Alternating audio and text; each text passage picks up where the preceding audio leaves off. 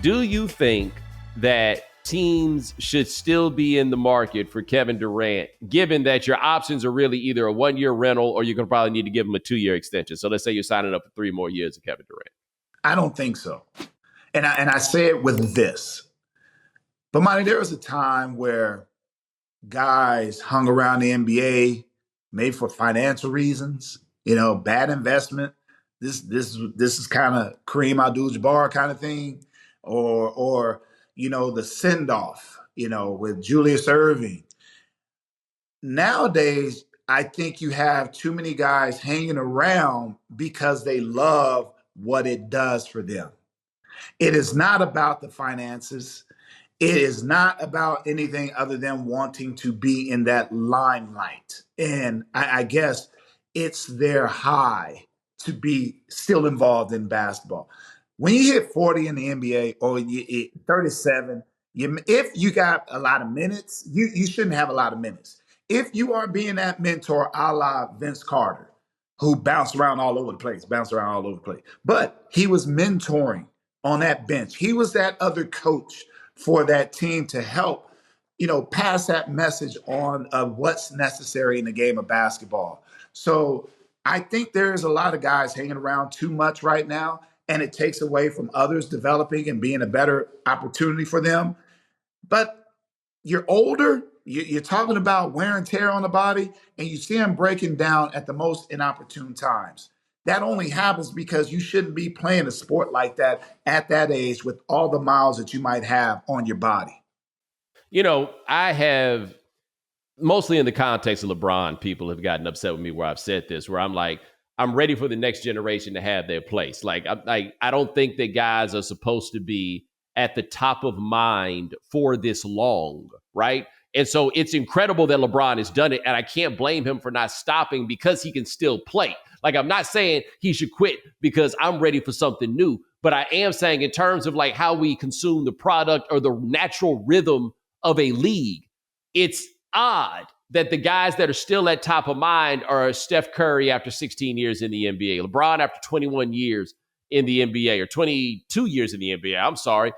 James Harden, 16 years in the NBA. And we could go on with guys that are in the same neighborhood. And so it is a big change that guys are staying this long. And I think the point that you hit that kind of explains something that I had not properly expressed was that guys didn't always play until literally they could not play anymore, right? Now with Durant, it's interesting though, because he doesn't play a lot of games. He's still really good when he plays. And it's hard to imagine there's ever going to be a world where he can't get shots up. But at some point, being Kevin Durant in year 19, whether it be year 19 or near year 20, at some point, the payoff is going to change.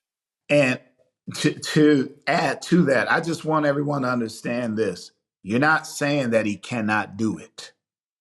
You're not saying he's not talented enough to do it.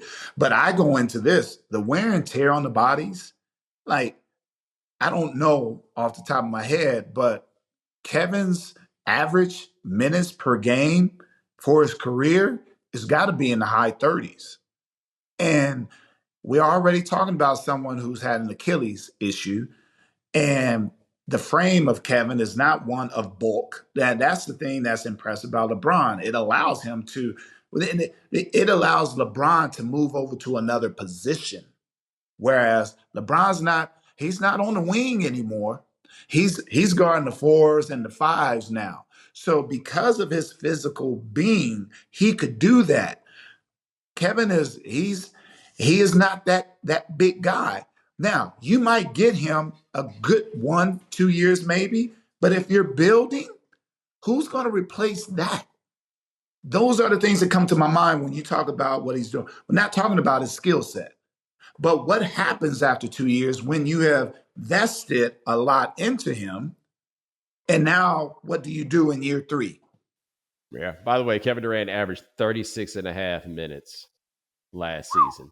In year 18, 36 and a half minutes a game. I got to say this, but that's impressive. It really is impressive from the standpoint of all the years and all the minutes that he's played. He has never been he's never been a role guy. Right. Where he got 12 minutes and had a solid 12. I went 3 for 4. You know,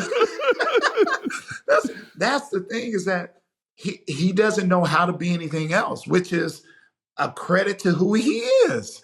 But that is truly amazing. Like the minutes that are played. I was looking at the Olympic team last year, and with him, Steph, and LeBron, those 3 individuals, I was like, wow, that's a lot of years on the floor.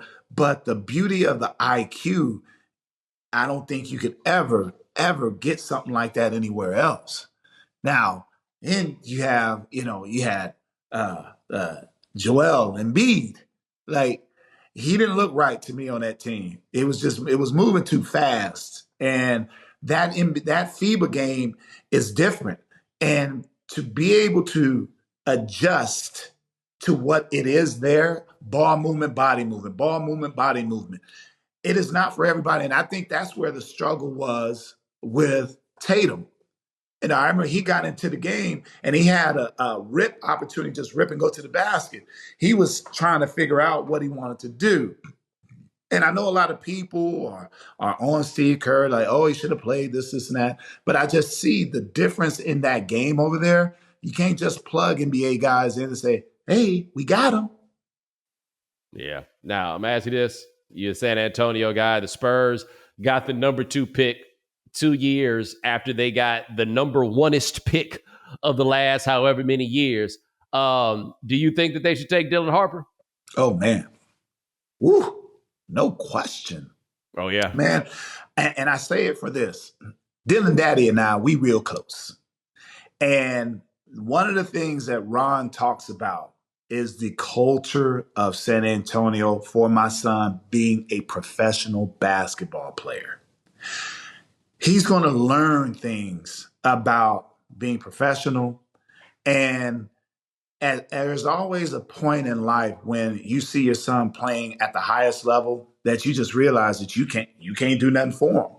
And you want him in an environment where things can help him continuously improve, not just as a basketball player, but as an individual as well. We saw that with Dale Curry when Steph went to Golden State. Dale wasn't in the gym with him with all them shots doing that anymore. Dale was kicking balls to him because he couldn't reach it. Now, here you go. So when you have these types of scenarios, I think it only helps. And his skill, I look at it like this. De'Aaron Fox, you have Castle, you have Wemby. There's not going to be pressure for him.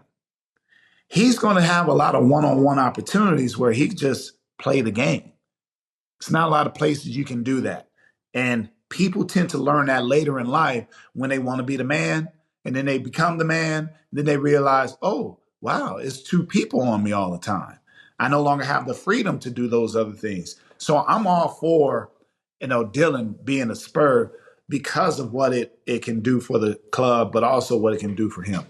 Yeah, so you mentioned Fox, and I thought that trading for Fox was a good idea for them when they did it, but I'm also not the biggest fan of Fox's game. I do feel good about, like, if you need somebody to get it done when it matters, Fox isn't going to be scared. But I feel like there's, you know what I mean? And there's a value to that, but there's also a certain inefficiency to his game where I always wonder, like, what exactly we going to get here? Like, I think if they knew that Dylan Harper was going to be available for them to take in this draft, they probably don't go get Fox.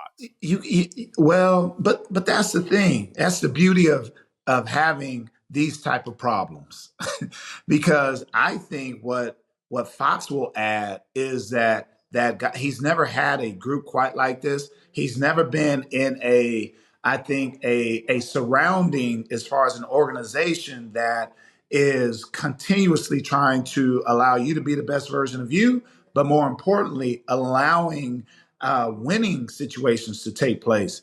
That's what it has to be first and foremost. Yeah, I've been looking at Victor over there with the monks. You know what I'm saying? You know, seeing them down over there with the Shaolin monks. I like this. Like I dig the fact that at his age he's thinking about the world in this way. It is really over there, like kicking it with the monks. Well, and you know what, Bomani? How does he learn that? Who influences that? That's another opportunity. That's a Greg Popovich deal right there. Getting you outside of yourself to be a better version of yourself and dig deeper into something. You know, that's the thing that I was always impressed about with Pop is his education, all the reading that he did. It was a lot. He's always handing books out. My thoughts are, how do you know that that book is for me? That's because you've taken an interest in me and you feel like this will enhance what I do. When it comes to Victor, it's slowing the game down in a way that allows him to see it differently, but also understand what's required around him as well, the responsibility that you have. And I think him going around in monks, he's learning a lot of things to be able to go there and do that. No, this is the year with the Spurs, because to be honest, they've been bad for a little bit too long. This is the time. Like before they got Victor, I didn't think they had any excuse to be as bad as they were. Now, this is a team that should be top 6. Okay, we'll say top 8 at least. Yeah. Because it still takes time too with guys that have never been in that environment as far as playoffs. Understanding that back-to-back game, even though you're playing a last place team in the league on your back-to-back, the second leg of the back-to-back, you still have to prepare as if that's the top team in the league.